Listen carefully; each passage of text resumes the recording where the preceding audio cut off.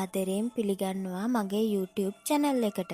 මම ඔයාලත් එක්ක අද කතා කරන්න යන්නේ ඔයාලා කරන ව්‍යාපාරයට ඕඩර් ගන්නේ කොහොමද කියලා. මුලින්ම ඔයාලට පුළුවන් ඔයාලගේ ගෙදර අවට ඉන්න කට්ටියට, ඉස්කෝලේ ගාව ඉන්න අම්මලාට, සහෝදරයන්ට වගේ විකුණන්න. Facebook කියන්නේත් අද සමාජයේ ගොඩක් අය ළඟ තියෙන දෙයක් වගේම ඔයාලගේ බිස්නස් එක සාර්ථක කරගන්න පුළුවන් තවත් එක විදිහක්. අනිවාර්යයෙන්ම Facebook එකෙන් ඔයාලට ඕඩර් ගොඩාක් ගන්න පුළුවන්. Facebook එකේ මාකට් ප්ලේස් එකෙන් වගේම ඔයාටම කියලා පේජ් එකක් හදාගෙනත් ඔයාගේ දේවල් විකුණන්න පුළුවන්.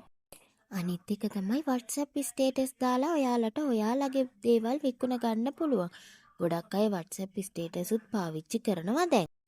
ඒ වගේම තමයි Instagram එකත් පාවිච්චි කරන්න පුළුවන් ඔයාලට ඕඩර් ගන්න. TikTok එකේ අනිත් අයගේව බලනවා වගේම තමයි ඔයාගේ දේවලුත් දාන්න අනිත් අයට බලන්න. ඔයාගේ දේ ඕන වුණොත් එයාලත් ඕඩර් එකක් දායි ඔයාට. තව දෙයක් තමයි ඔයාලගේ විකුණන්න තියෙන එක දෙයක් දාලා ඕඩර් එන්නේ කියලා ඉන්න එපා. එතකොට ඔයාලා හැමදාම එකතැන.